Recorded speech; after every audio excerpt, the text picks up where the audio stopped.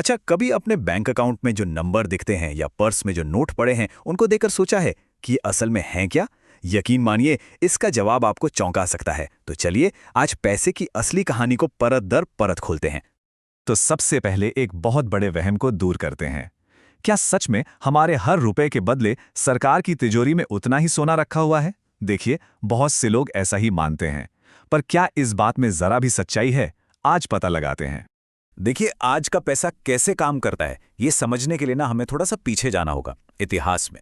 कहानी की शुरुआत कागज से नहीं बल्कि सोने से होती है। चलिए, एक कहानी से समझते हैं। मान लीजिए, एक गांव में लाला नाम का एक सुनार था।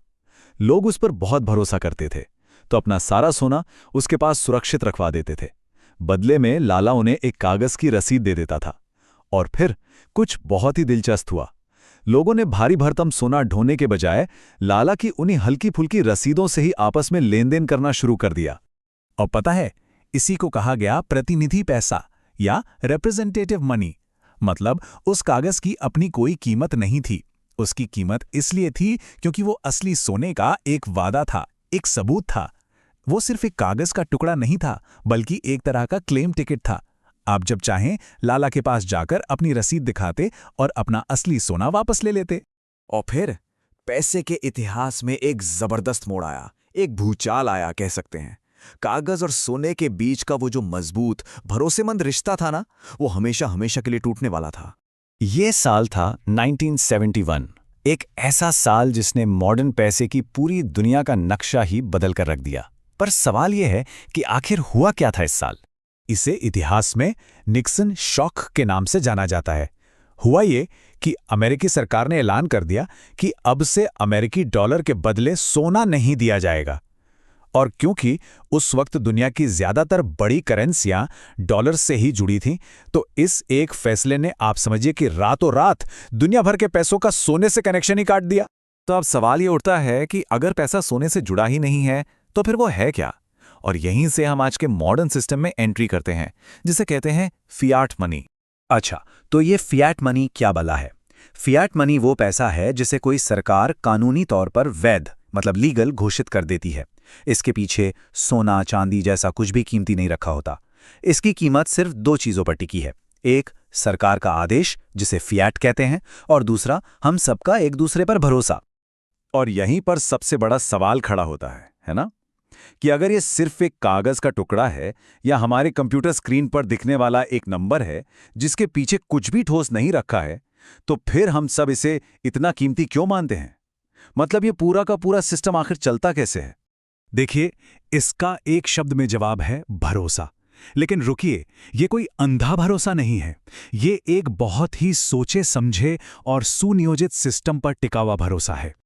आप इसकी कीमत को तीन मजबूत पिलर्स पर खड़ा हुआ समझ सकते हैं। पहला है सामाजिक समझौता।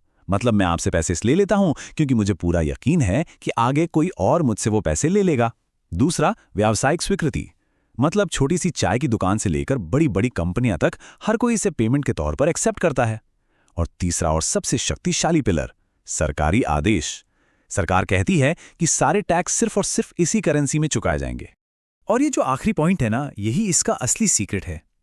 एक कहावत भी है कि टैक्स ही पैसे को असली ताकत देते हैं। सोचिए, जब सरकार हम सबको टैक्स चुकाने के लिए अपनी ही करेंसी हासिल करने पर मजबूर करती है, तो वो उस पैसे के लिए एक जबरदस्त डिमांड पैदा कर देती है। एक ऐसी डिमांड जिसे कोई भी नजरअंदाज नहीं कर सकता। आपको टैक्स भरने के लिए रुपए चाहिए ही चाहिए, कोई दूसरा ऑप्शन है ही नहीं। ठीक है, तो अब ये तो समझ आ गया कि इस पैसे में वैल्यू कहाँ से आती है। पर अगला सवाल ये है कि भाई ये पैसा बनता कैसे है? और इसका जवाब शायद वो बिल्कुल नहीं है जो आप सोच रहे हैं। हम में से ज्यादातर लोग जब पैसा बनने के बारे में सोचते हैं तो दिमाग में एक बड़ी सी प्रिंटिंग प्रेस की तस्वीर आती है ना, जहां सरकार लगातार नए नोट छाप रही है। लेकिन सच तो यह है कि हकीकत इससे बिल्कुल अलग है और ज्यादातर डिजिटल है। और ये काम सरकार नहीं बल्कि कमर्शियल बैंक्स करते हैं। और ये प्रोसेस जितना सिंपल है उतना ही हैरान करने वाला भी है। देखिए, जब कोई बैंक से लोन लेता है तो बैंक अपनी तिजोरी से पैसे निकालकर नहीं देता। वो बस लोन लेने वाले के अकाउंट में कीबोर्ड से कुछ नंबर टाइप कर देता है। बस आपके अकाउंट में जो वो नया डिजिटल डिपॉजिट आया है ना, वही नया पैसा है जो उसी पल हवा में से बनाया गया है। जरा इन आंकड़ों को देखिए। ये सच में चौंकाने वाले हैं। हमारी पूरी इकोनॉमी में जितना भी पैसा है, उसका लगभग 97% हिस्सा बैंकों द्वारा बनाया गया यही डिजिटल पैसा है, और सिर्फ 3% ही वो असली नोट और सिक्के हैं जो सरकार बनाती है। इसका मतलब साफ है, हमारा लगभग सारा का सारा पैसा असल में बैंकों के कंप्यूटर में दर्ज सिर्फ कुछ आंकड़े हैं। मशहूर निवेशक रे डालियो ने इस बात को बहुत सही तरीके से कहा है। वो कहते हैं, हकीकत ये है कि जिसे लोग पैसा कहते हैं वो असल में ज्यादातर क्रेडिट यानी कि उधार है। हमारी पूरी मॉडर्न इकोनॉमी वादों और कर्जों के एक बहुत बड़े डिजिटल जाल पर ही तो चल रही है। तो इस पूरी चर्चा का जो निचोड़ है, जो सबसे बड़ी बात है, वो यही है। आज का पैसा किसी सोने चांदी जैसी चमकती हुई धातु से नहीं बंधा है, बल्कि ये एक बहुत बड़े शक्तिशाली सिस्टम से बंधा है। इसकी कीमत उस सिस्टम की स्टेबिलिटी से, सरकार की अथॉरिटी से और हम सब लोगों के सामूहिक भरोसे से आती है। तो अब हम एक आखिरी लेकिन शायद सबसे जरूरी सवाल पर आते हैं। तो अगर पैसा इतनी आसानी से बन सकता है, तो क्या इसकी कोई लिमिट ही नहीं है? क्या बैंक जितना चाहे उतना पैसा बना सकते हैं? तो इसका जवाब है नहीं। और यहीं पे सीन में आता है देश का सेंट्रल बैंक, जैसे भारत में रिजर्व बैंक ऑफ इंडिया। उसका काम एक तरह से इस पूरे सिस्टम के मैनेजर का है। वो ये देखता है कि पैसे और क्रेडिट की सप्लाई काबू में रहें, ब्याज दरें सही हों और सबसे जरूरी बात, महंगाई कंट्रोल से बाहर ना जाए। और ये हमें एक आखिरी और बहुत बड़े सवाल के साथ छोड़ जाता है कि अगर नया पैसा बस कुछ बटन दबाकर बनाया जा सकता है, तो वो कौन सी चीज़ है जो इस सिस्टम को बेकाबू होने से रोकती है? क्यों नहीं हर चीज़ की कीमत आसमान छूने लगती है? ये वो सवाल है जो हमें सीधा इन्फ्लेशन यानी महंगाई की पेचीदा दुनिया में ले जाता है।